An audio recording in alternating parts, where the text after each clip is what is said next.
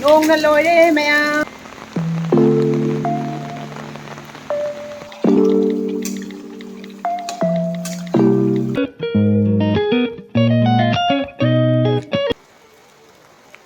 ꯍꯥꯏ ꯃꯌꯥꯝ good morning ꯉꯁꯤꯗꯤ ꯅꯣꯡ ꯌꯥꯝ ꯀꯟꯅ ꯆꯨꯔꯦ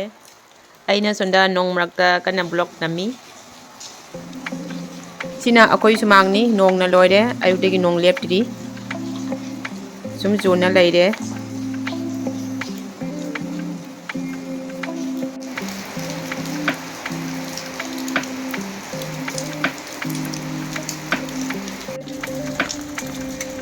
ꯑꯩꯈꯣꯏ ꯖꯨꯅꯨꯁꯋꯥꯗ ꯂꯩꯔꯦ ꯁꯤꯅ ꯑꯩꯅ ꯊꯥꯕ ꯎꯃꯣꯔꯣꯛꯅꯤ ꯄꯥꯜꯂꯦ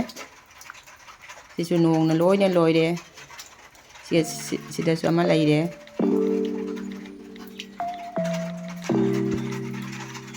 ꯁ꯭ꯋꯥꯏꯁꯨ ꯏꯁꯤꯡ ꯉꯥꯛꯇ ꯉꯥꯏꯔꯦ ꯁꯤꯅ ꯑꯩꯈꯣꯏꯒꯤ ꯀꯨꯍꯥꯅꯤ ꯀꯨꯍꯥꯁꯤꯁꯨ ꯏꯁꯤꯡ ꯌꯥꯝ ꯈꯨꯟꯖꯥꯃꯨꯛ ꯂꯩꯔꯦ ꯁꯤꯁꯨ ꯃꯃꯥꯡ ꯀꯥꯈꯠꯂꯦ ꯁꯤꯅ ꯑꯩꯈꯣꯏ ꯌꯨꯝꯒꯤ ꯃꯄꯥꯟꯗꯅꯤ ꯁ꯭ꯋꯥꯏꯁꯨ ꯂꯣꯏꯅ ꯏꯁꯤꯡ ꯉꯥꯛꯇ ꯉꯥꯏꯔꯦ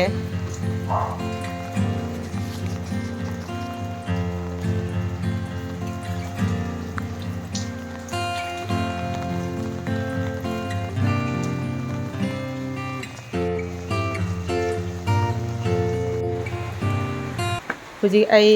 ꯃꯊꯛꯇ ꯑꯃꯨꯛ ꯀꯥꯔꯦ ꯍꯧꯖꯤꯛ ꯑꯩ ꯃꯊꯛꯇ ꯂꯥꯛꯑꯦ ꯅꯣꯡ ꯀꯟꯅ ꯆꯨꯔꯤ ꯑꯥꯗꯁꯦ ꯇꯨꯔꯦꯜꯅꯤ ꯇꯨꯔꯦꯜꯁꯨ ꯏꯁꯤꯡ ꯃꯃꯥꯏ ꯑꯣꯏꯔꯦ ꯁ꯭ꯋꯥꯏꯁꯤꯁꯨ ꯏꯁꯤꯡ ꯉꯥꯛꯇ ꯉꯥꯏꯔꯦ ꯑꯥꯗ ꯑꯩꯈꯣꯏ ꯏꯟꯗꯣꯆꯥ ꯆꯠꯂꯤ ꯅꯣꯡ ꯃꯔꯛꯇ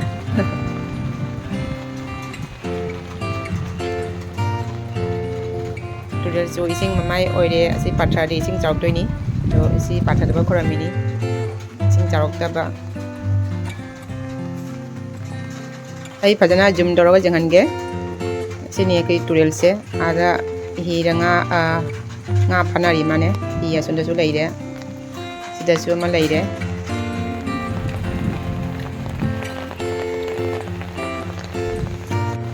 ꯁꯤꯅ ꯃꯊꯛꯇꯒꯤ ꯚ꯭ꯌꯨꯅꯤ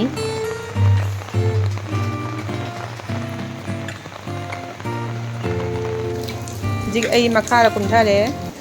ꯅꯣꯡꯅ ꯂꯣꯏꯔꯦ ꯃꯌꯥꯝ ꯑꯗꯨ ꯃꯇꯨꯡꯗ ꯍꯧꯖꯤꯛ ꯐꯖꯅ ꯆꯥ ꯂꯣꯟꯊꯛꯑꯅꯤ ꯆꯥ ꯐꯖꯅ ꯑꯁꯥꯕ ꯂꯣꯟꯅ ꯊꯛꯑꯅꯤ ꯑꯩ ꯆꯥꯁꯦ ꯍꯥꯎꯗꯣꯏ ꯃꯥꯟꯗ꯭ꯔꯥ ꯍꯧꯖꯤꯛ ꯑꯃꯨꯛ ꯕꯥꯔꯣꯒꯤ ꯆꯥꯛꯃꯨꯛ ꯊꯣꯡꯒꯅꯤ ꯉꯁꯤꯗꯤ ꯃꯥꯏꯔꯦꯟ ꯊꯣꯡꯒꯅꯤ ꯃꯥꯏꯔꯦꯟꯒ ꯉꯥꯃꯨ ꯃꯆꯥꯒ ꯍꯧꯖꯤꯛ ꯉꯥꯃꯨꯁꯦ ꯍꯥꯟꯅ ꯉꯧꯊꯣꯛꯑꯒꯦ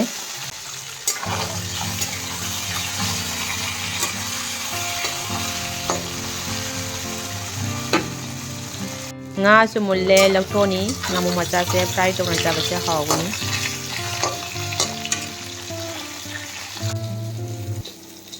ꯍꯧꯖꯤꯛ ꯑꯃꯨꯛ ꯃꯥꯏꯔꯦꯟ ꯉꯧꯔꯅꯤ ꯇꯦꯖꯄꯇꯥ ꯍꯥꯞꯆꯜꯂꯦ ꯄꯥꯆꯐꯣꯔꯣꯟ ꯍꯥꯞꯆꯜꯂꯦ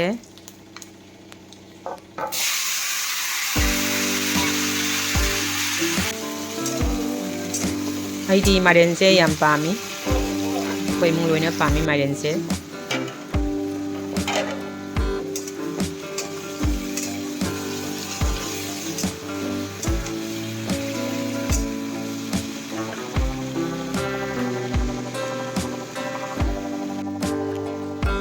ꯃꯆꯨ ꯈꯤꯇꯪ ꯊꯥꯛꯆꯜꯂꯦ ꯃꯆꯨ ꯊꯥꯛꯇꯁꯨ ꯌꯥꯕꯅꯤ ꯑꯗꯨꯁꯨ ꯑꯩꯅ ꯈꯤꯇꯪ ꯊꯥꯛꯑꯦ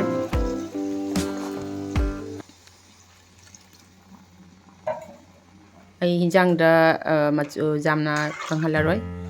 ꯌꯥꯝ ꯀꯪꯉꯒ ꯆꯥꯛꯀ ꯆꯥꯕꯗ ꯍꯥꯎꯇꯦ ꯑꯗꯨꯅ ꯑꯩꯗꯤ ꯍꯤꯟꯖꯥꯡ ꯊꯣꯡꯕꯗ ꯁꯨꯃꯥꯏꯅ ꯈꯤꯇꯪ ꯃꯍꯤ ꯈꯔ ꯌꯥꯎꯍꯜꯂꯤ ꯉꯥ ꯍꯥꯞꯆꯜꯂꯦ ꯊꯨꯝ ꯊꯥꯛꯆꯜꯂꯦ ꯖꯤꯔꯥ ꯈꯤꯇꯪ ꯊꯥꯛꯆꯜꯂꯦ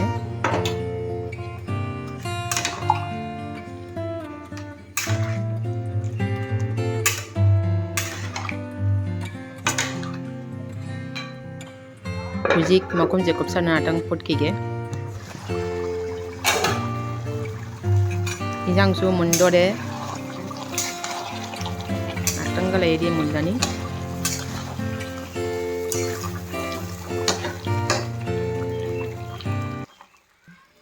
ꯍꯧꯖꯤꯛ ꯍꯤꯟꯖꯥꯡꯁꯨ ꯂꯣꯏꯔꯦ ꯁꯤꯒꯦ ꯍꯦꯟꯅ ꯃꯍꯤ ꯀꯪꯍꯜꯂꯔꯣꯏ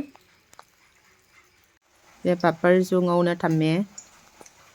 sina karon akoi karon khade bido adu fry tore no igidi berry su fry tore no hujin nasigi blog se sidalo salage ma'am mathangi blog ta muk thangnersi video se nungai ga di like tak to video mo share and channel se subscribe to view bye bye